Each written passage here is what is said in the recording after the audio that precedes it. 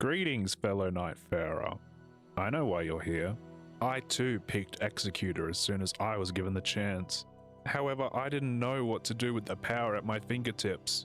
I was going to give up on learning Executor, and then it hit me. This is just another FromSoft game. I just need to get good. So let's start with the basics. Each attribute in FromSoft games will dictate your character's scaling in their respective stats. Executor's highest scaling stats are HP, Stamina, Dexterity, and Arcane. With these being the highest, that's going to help us decide what weapons and passive buffs we should be picking up, but more on that later. Let's move on to abilities. Executor's passive ability is Tenacity. It says, receive boost after recovering from status ailments. Really, FromSoft?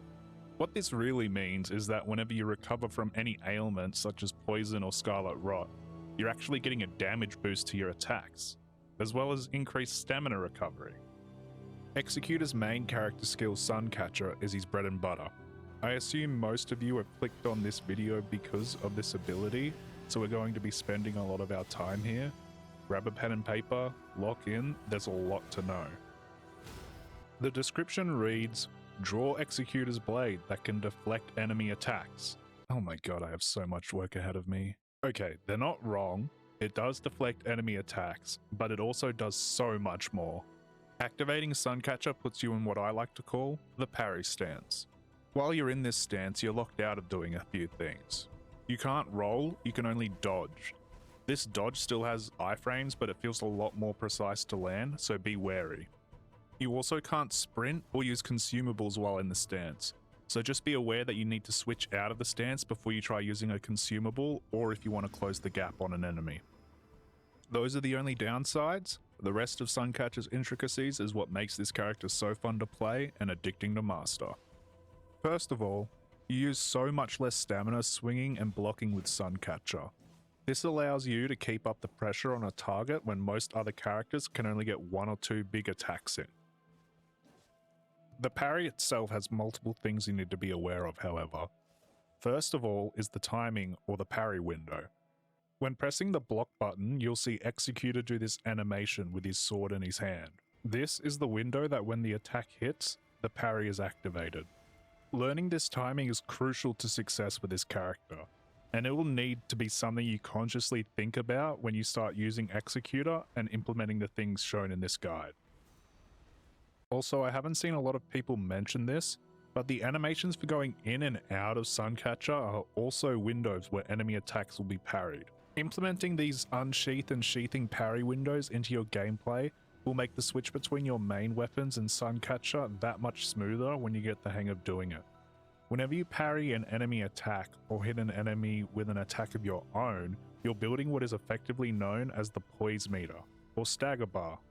When this bar fills all the way up, you'll hear a loud sound, and the enemy will stagger and fall to the ground or their knees. Being up and close after they stagger allows you to hit your light attack button, causing you to go into a critical hit that does a lot of damage and leaves you invulnerable while you're in it. Any character can do a critical hit, however as an Executor you should be prioritizing getting in there and landing those critical hits.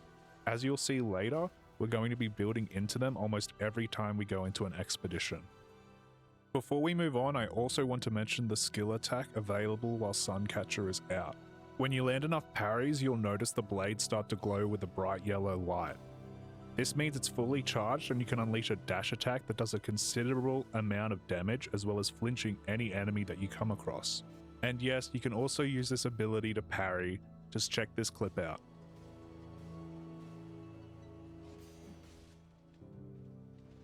There's one more ability we need to talk about.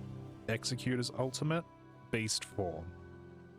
This one is pretty self-explanatory.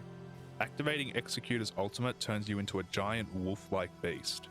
While in this form, you have increased stats and can dish out some insane damage. Your light attack combo is your best option while in this form.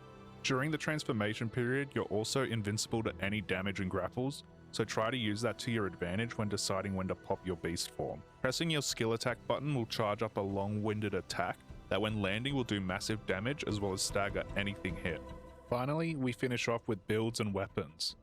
I'm going to put up relics that I run solo and relics I run in a group. I'm also going to put up some optional ones that have abilities you should keep an eye out for, as some are circumstantial and won't work well in solo play and vice versa. Weapon-wise, we preferably want a status effect like Poison, Frost, or Scarlet Rot on our starting weapon. However, equipping any element you wish to is fine. Just remember, Executor excels at applying status effects with his arcane scaling. Keep your arcane scaling in mind when you're looking for weapons to actually use as well. Weapons such as Hand of Melania, Rivers of Blood, Moonveil, and Nagakiba are all stable weapons that you should prioritize using if you happen to find them. Nagakiba especially is quite common, so I recommend picking it up if you find one and upgrading it. This is just in case you don't find one of the previously mentioned weapons later on in your run. For your other equipment slots, you should find any weapon that have effects that give you damage negation, critical hit damage, health regen, or even walking abilities. They're quite potent with Executor, as you can see in the background footage. To finish out this guide, I want to say that Executor is only as good as you make him. And what I mean by that is if you don't know or aren't familiar with attack patterns of enemies, you will struggle. In fact, even after you think you know every attack, you're still going to struggle sometimes. There's one difference between your average Executor and the Executors you see in your lobby parrying insane attacks, and that's game knowledge, which is something I fortunately can't teach you in one video. All I'll recommend is having patience, using the sparring grounds to get down the feel of Suncatcher stance, and learning attack patterns. If you can do all that, you'll be soloing Night Lords in no time. I hope this guide has been helpful. This is my first time doing an in-depth guide, so if I missed something or there's a tip you'd like to share with fellow Executors, let me know down in the comments. I stream almost every day over on Twitch and have more Nightreign content on my YouTube channel. Like and subscribe if you want to see more guides and Nightreign. That's about it. Thanks for watching. See ya.